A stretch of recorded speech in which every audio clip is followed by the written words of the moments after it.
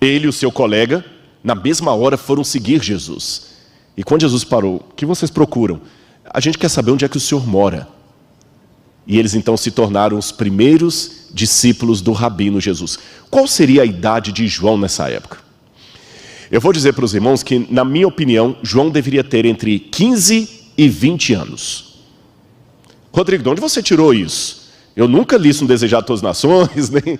De onde você tirou que João deveria ter essa idade? Lembra que eu pedi a licença à igreja para levantar algumas hipóteses aqui. Simples. João não poderia, na minha opinião, ter mais de 20 anos por um episódio muito curioso. Se você ler no Evangelho, você vai ver em Mateus capítulo 17, que certa vez Jesus teve que pagar o imposto do templo.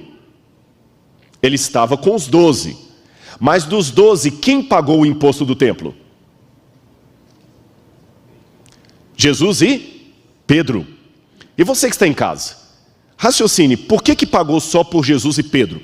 Lembre que eles perguntaram, escuta, o Senhor e seus discípulos não pagarão o imposto do templo? Jesus falou, Pedro, vai lá, pesque um peixe. Ele tirou as 2 moedinhas, Jesus falou, Pedro, pague por mim e por você. Por que será que Jesus não mandou pagar por todos os discípulos? Vamos abrir a Bíblia em Êxodo capítulo 30, versos 11 a 16. Êxodo capítulo 30, versos 11 a 16. E você que está em casa, acompanhe na sua Bíblia comigo aí. Êxodo 30, 11 a 16. Quando o imposto do templo foi estipulado por Moisés, aqui na minha Bíblia diz assim: o Senhor disse mais a Moisés: quando você fizer recenseamento dos filhos de Israel, cada um deles dará ao Senhor o resgate de si próprio quando você fizer a contagem, para que não haja entre eles praga nenhuma quando você fizer a contagem. Todo aquele que for incluído na lista, dará isto: 6 gramas segundo o peso padrão do templo, do santuário, que é de 12 gramas. Esses 6 gramas são a oferta ao Senhor. Todo aquele que for incluído na lista de 20 anos para cima. Então, se Jesus pagou só por ele e por Pedro, o que é que eu posso deduzir? Que os demais tinham menos de 20 anos. A única exceção que eu abriria aqui seria para Levi e Mateus. Levi e Mateus talvez tivesse mais de 20 anos, mas ele era isento de pagar impostos porque era coletor de impostos. Então, João não tinha mais do que 20 anos quando ele seguiu Jesus. E por que eu coloco não menos de 15? Porque, de acordo com o Talmud, você tem o Pirkei Avot, que é a tradução dos pais. Lá diz assim: Judá ben Temá, aos 5 anos é atingido a idade para estudar Mikra, aos 10 anos a Mishnah, aos 13 para cumprir os mitzvot, que é o Bar Mitzvah, né, que é o filho do preceito, e aos 15 estudar o Talmud. Eu sei que isso é um pouco depois da época de Jesus, mas a gente deduz que na época de Cristo, a idade para o menino começar a estudar aos pés de um rabino era a partir dos 15 anos. Então, considerando que ele largou a Galileia procurando um rabino para estudá-lo, ele deveria ter mais ou menos os seus 15 anos, então entre 15 e 20 anos. Surpreendeu vocês?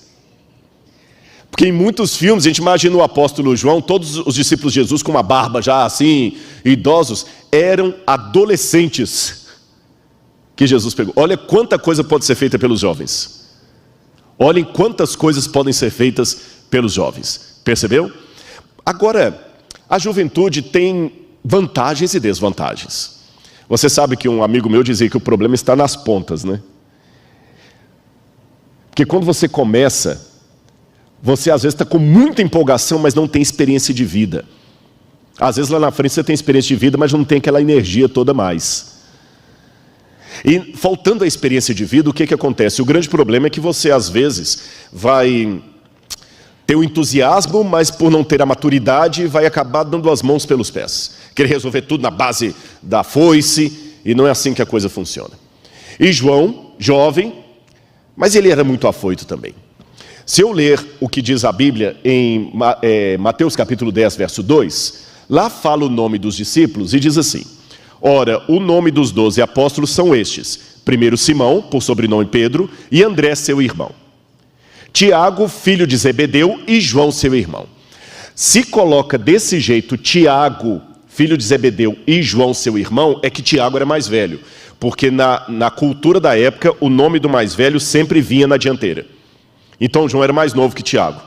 E a gente aprendeu alguma coisa. João tinha entre 15 e 20 anos quando seguiu Jesus. João tinha um irmão chamado Tiago. E como é que era o nome do pai dele? Zebedeu.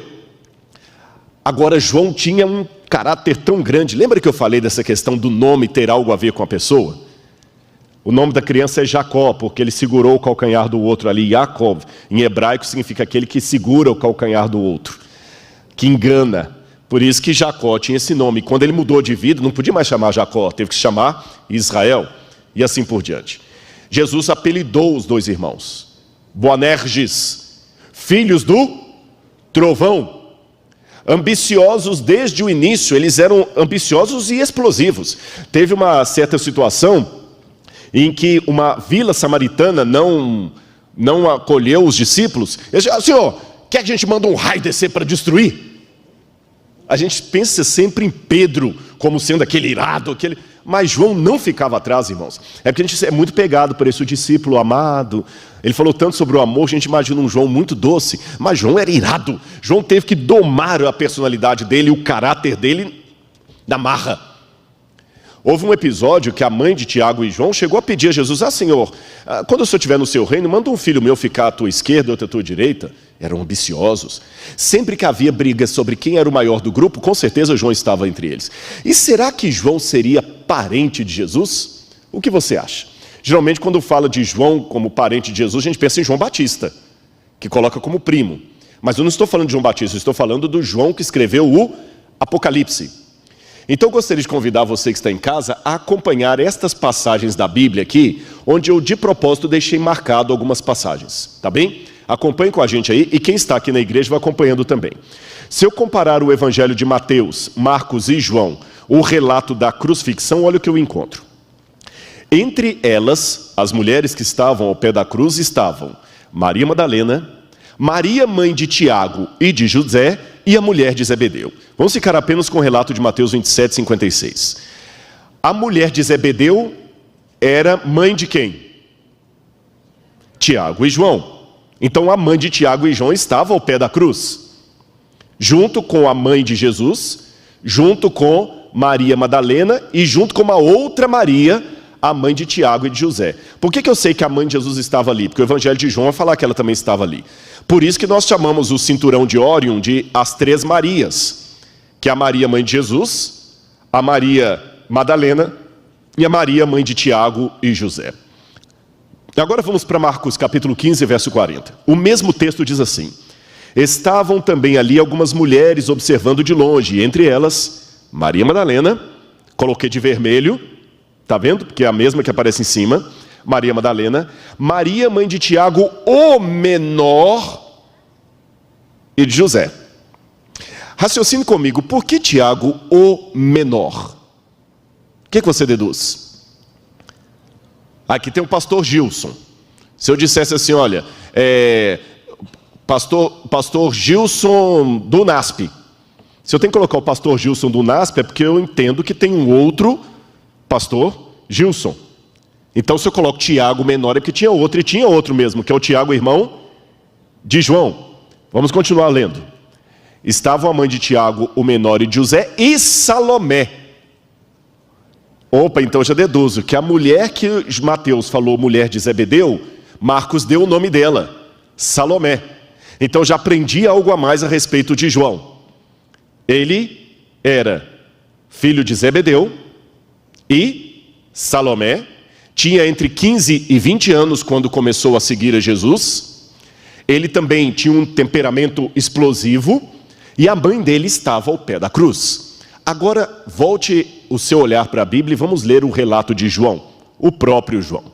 Ele diz assim, João 19, 25. E junto à cruz estavam a mãe de Jesus, Maria, mulher de Clopas. Ora, essa Maria, mulher de Clopas, não pode ser mulher de Zebedeu, porque ela é mulher de Clopas. É a mãe de José e de Tiago, correto? Maria Madalena, tranquilo. E a irmã da mãe de Jesus, Salomé.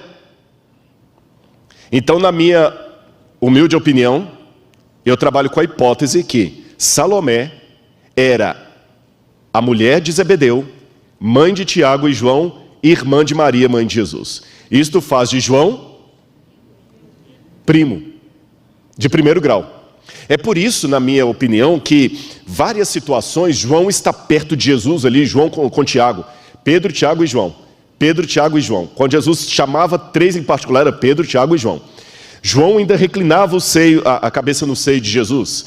E aí eu entendo por que a mãe de João chegou com tanta petulância sobre o Messias.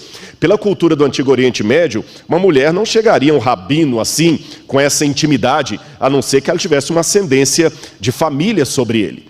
E pediu: olha, Senhor, no teu reino, manda um filho meu ficar à tua direita ou à tua esquerda, são teus primos. Nepotismo. E aí você entende mais uma coisa em casa. Por que ao pé da cruz, Jesus pede a João para cuidar de Maria, da mãe de Jesus? E de acordo realmente com a tradição, João foi o que tomou conta de Maria e ele a levou para a cidade de Éfeso, que você está vendo ali no mapa. E nessa cidade de Éfeso, João morou por muito tempo e depois ele morreu e foi sepultado em Éfeso. E perto de Éfeso havia as igrejas que ele pastoreava: Pérgamo, Tiatira, Sardes, Filadélfia, Esmirna, Laodiceia, falei todas, e Laodiceia, que são as 7 igrejas para as quais ele vai mandar as suas cartas que vamos estudar essa semana. Minim, a Birkat Minim, em hebraico significa a maldição dos hereges. Agora imagina, na sinagoga, incluíram no espaço da liturgia um momento para você amaldiçoar os hereges. Imagine só, a ruptura com a sinagoga ficou muito grande. Aí eu entendo por que João escreve no Apocalipse: a sinagoga de Satanás, aqueles que a si mesmos se declaram judeus e não o são. Outro problema, filosofia grega e helenismo. Você tinha ali em Éfeso muito a filosofia, 500 anos antes de João, de um sujeito chamado Heráclito. Heráclito falava muito do Logos. Heráclito que dizia: não se pode cruzar 2 vezes o mesmo rio, tudo está em fluidez. E talvez por causa dessa situação que João, partindo do conhecido para o desconhecido, começa o evangelho dele falando do Logos também, porque Heráclito falava do Logos. Enachen rologos, kai rologos en prostonteon, no princípio era o verbo, e o verbo estava com Deus. Bom, em quarto lugar, nós temos movimentos dissidentes do cristianismo, como o gnosticismo, que diziam que Jesus não se encarnou, e eram membros da igreja, atrapalhando a igreja, ensinando coisas que os apóstolos não ensinavam. E João era tido: não, esse já está velho, ele já está meio caduco, vamos adaptar o evangelho ao helenismo.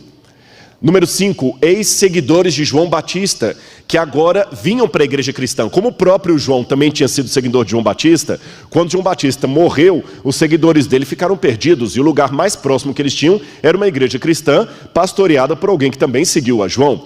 Por isso que no evangelho de João, de cara, a primeira coisa que ele faz é colocar o contraste entre João Batista e Jesus, para mostrar que João Batista não era Messias, João Batista não era em pé de igualdade com Jesus. E em último lugar, a perseguição da idolatria de Éfeso, que eu falei com vocês. Agora eu quero mostrar para vocês outros problemas que o autor do Apocalipse tinha. Nós temos alguns relatos, como de Atenágoras, que nos revelam os boatos que corriam pelas ruas de Roma contra o cristianismo. Porque hoje é muito fácil, numa civilização ocidental cristã como a que nós vivemos, dizer: não, eu sou cristão. Às vezes até pensamos assim: alguém que não é cristão não é gente boa. E eu tenho que cuidar com isso, porque há muita gente boa que não é cristão. Tem muito budista que é gente boa, tem muito muçulmano que é gente boa, e a graça de Deus os está alcançando também, tá certo? Até que, como nós vamos ver no Apocalipse, o anticristo esteja dominando o mundo plenamente, e o mundo esteja polarizado entre os que têm a marca da besta e os que não têm a marca da besta, até que esse dia chegue, nós não podemos arvorar teologicamente que apenas aqueles que concordam comigo estão ao lado de Deus. Porque hoje Deus tem filhos espalhados em todo o globo, em todas as religiões e até fora delas. Percebeu? Mas vamos voltar ao boato daquela época, em que não era tão politicamente correto dizer eu sou cristão. Pelo contrário, o cristianismo era uma religião ilícita para Roma. Olha os boatos que eles falavam em Roma contra o cristianismo: que eram clandestinos porque o seu reino era o céu e não Roma. eles eram alienados porque não tinham pautas sociais, porque eles não tinham discursos de ordem, que praticavam incesto, porque como os irmãos se referiam uns aos outros chamando de irmão e irmã, saiu o boato, a fofoca, que eles tinham incesto, relação incestuosa, porque até o marido chamava a esposa de irmã. Outro boato, que eram canibais. Esse ataque surgiu por causa da Santa Ceia, porque eles diziam na ceia que eles comiam do corpo e do sangue de Cristo, então que praticavam canibalismo. Que eram infanticidas. Nós não temos muita origem desse boato, mas falavam que os cristãos sacrificavam crianças em culto para representar a Cristo. Que os cristãos eram perigosos porque eram discretos. E, finalmente, que os cristãos eram ateus, porque eles não aceitavam os deuses de Roma. Esta aqui era a principal divindade de Éfeso, a deusa Diana ou Deméter. A Deméter ou Diana, Artemis. Perdão o ato falho aqui, não é Deméter, esqueçam Deméter. Deméter era a deusa dos cereais, tanto é que em latim chamavam de Ceres, a mãe de Persépolis. Eu confundi totalmente de Persépolis. Aqui eu estou falando de Diana dos Efésios, tá bem? Essa imagem foi encontrada embaixo dos escombros do antigo templo de Deméter, ou de Diana. Essa era a imagem original que os adoradores de Diana ficavam gritando ali naquele teatro que eu mostrei para você, grande a Diana dos Efésios, porque a sua estátua caiu pronta do céu como um raio. E João, não apenas o apóstolo Paulo, mas João também teve que combater isso aí. Só que na época de Paulo, o grande problema era o culto a Deméter ou Diana. Na época de João você tinha um desdobramento. O culto a Diana e o culto ao imperador. E o que tem uma coisa a ver com outra? O imperador governava em Roma. João estava em Éfeso. O que tem Diana dos Efésios a ver com o culto do imperador em Roma? Se você olhar essa inscrição grega que está na cidade de Éfeso, você tem ali o nome Nekoroi ton Ephesion, em grego, que significa os guardadores, os guardiões do templo de Éfeso. Eu vou explicar para você isso. É que as cidades da Ásia Menor fizeram muita política com Roma para serem beneficiadas com títulos honoríficos, isenção de impostos. E quando o culto ao imperador começou no ano 29 a.C., quem sediou o culto ao imperador foram as cidades da Ásia Menor. Só que havia uma diferença que eu vou explicar para você. É que na época de Augusto, Júlio César foi deificado. O que significa isso? Júlio César foi considerado um deus. Depois Augusto também foi considerado um deus. Depois Tibério, depois Calígula, Nero, todos os imperadores romanos foram considerados deuses, porém com uma diferença.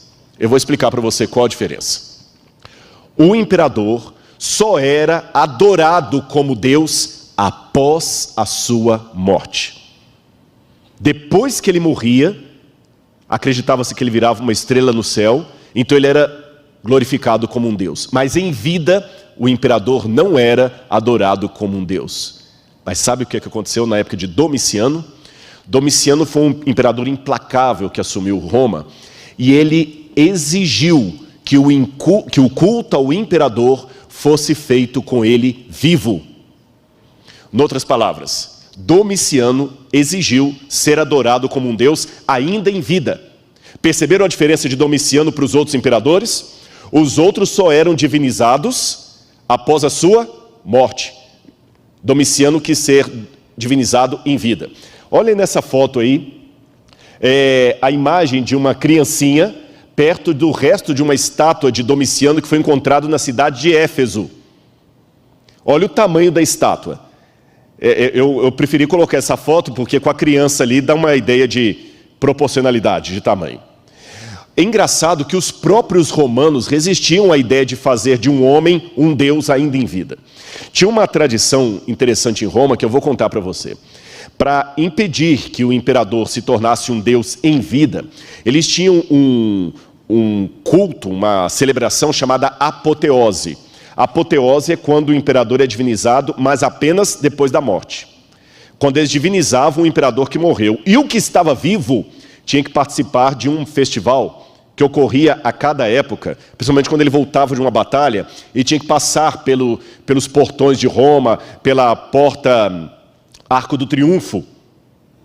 Aí eles colocavam assim, a cada tantas jardas que o imperador andava, ficava atrás dele um escravo, repetindo em latim assim, respite poste omnem te memento.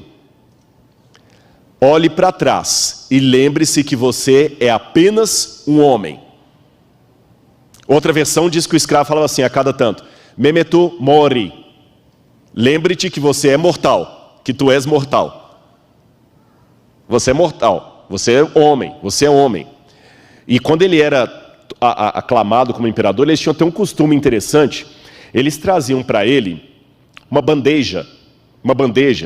E quando eles colocavam nessa bandeja, eles colocavam várias palmeiras, pegavam ramos de palmeira, porque a palmeira era um símbolo de vitória, e colocavam as palmeiras na bandeja. Agora, para quem é mais antigo que está me assistindo aí, eu quero que você talvez lembre de casa. Como é que antigamente eles chamavam as bandejas? Agora todo mundo está com medo de falar aqui na igreja, parece que é velho, né? Eu vou dar uma ajuda. Quando passavam geralmente as bandejas para recolher a oferta, o pessoal chamava como? As salvas. Bandeja antigamente era salva, em latim bandeja é salva. Então, como eles colocavam as palmeiras em bandejas, daí que veio a expressão uma salva de palmas. Perceberam? Daí que veio a expressão uma salva de palmas. Mas sempre lembrando que o imperador é apenas um homem. João, evidentemente, foi contra isso aí. E embora Jesus trabalhou muito com o caráter dele, Jesus usou João apesar das suas debilidades, eu acho que ainda tinha um pouco daquele filho do trovão, falando assim, não vamos aceitar o imperador. Ele bateu o pé, e até, segundo a tradição, isso não está na Bíblia, mas nós temos uma tradição disso do IV século, no Atos de João, é dito que Domiciano o jogou dentro de um tacho de azeite fervendo, tradição que, aliás, também é encontrada no livro Atos dos Apóstolos de Ellen White. Essa foto que vocês estão vendo aí em casa agora é a foto de San Giovanni a Porta Latina, e o oratório, e lá do lado você tem um quadro a óleo chamado San Giovanni em óleo, que mostra esse episódio de João. Mas como ele sobreviveu, Domiciano não queria fazer dele um mártir. E Domiciano então aproveitou, porque Éfeso foi a primeira cidade a oferecer para Domiciano as bases políticas para que ele tivesse o culto em vida. Não deu noutra. João era uma pedra no sapato. Domiciano tinha que, de alguma maneira, tirar João dali. E o que ele fez? Ele sentenciou João para mandá-lo para a ilha de Patmos. Agora você pode perguntar, por que a ilha de Patmos? Vamos ver primeiro um pedacinho da ilha de Patmos, 5 minutos aqui. Eu já vou encerrar. Coloca só para o pessoal ter uma noção da ilha de Patmos, onde João ficou. Hoje é uma ilha linda na Grécia.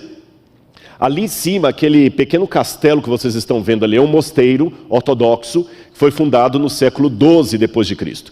Na época de João, ali em cima tinha um templo de Diana dos Efésios. Da Diana, da Artemísia. É uma ilha, como vocês veem, pequena, tem muitas casas hoje. Esta é uma praia que tem ali, é o único lugar que tem uma praia desse jeito. Alguns até imaginam que foi aí que João teria aquela visão, que ele ficou em pé sobre a areia do mar e viu a besta subindo das águas. Que é o único canto da ilha que tem essa prainha aí. Mas na época de João era um lugar desolado. Havia uma comunidade, que morava ali. Não era uma ilha presídio, não era como Alcatraz. Muitas pessoas pensam Alcatraz, João trabalhando em trabalhos forçados nas minas, não. Era um lugar que tinha um templo de Diana, havia uma comunidade que morava aí, havia inclusive hipódromo na cidade,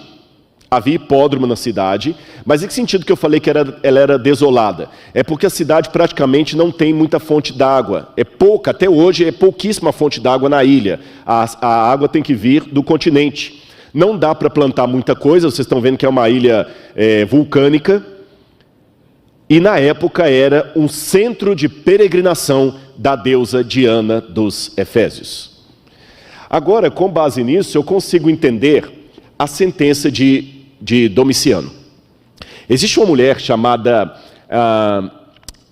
Flávia Domitila. Flávia Domitila era parente de Domiciano. E quando ela se converteu ao cristianismo, eu vou falar mais de Flávia Domitila durante a semana, o próprio Domiciano mandou que a prima dele fosse para o desterro. Há várias sentenças que ele poderia dar. Você tinha o desterro exilium, lata fuga ou libera fuga, ou seja, o condenado ia para alguns lugares, mas era proibido de entrar em outros, como Domiciano fez com Crisóstomo. Você tinha também a deportação, que era uma pena mais grave que o desterro. Era considerada como pena capital, pois implicava numa espécie de morte civil. Os deportados eram banidos para os piores lugares. E dentro da deportação você tinha o deportatio in insula, onde o indivíduo ficava num lugar de aquae et ignis interditio, ou seja, privado de água e de fogo.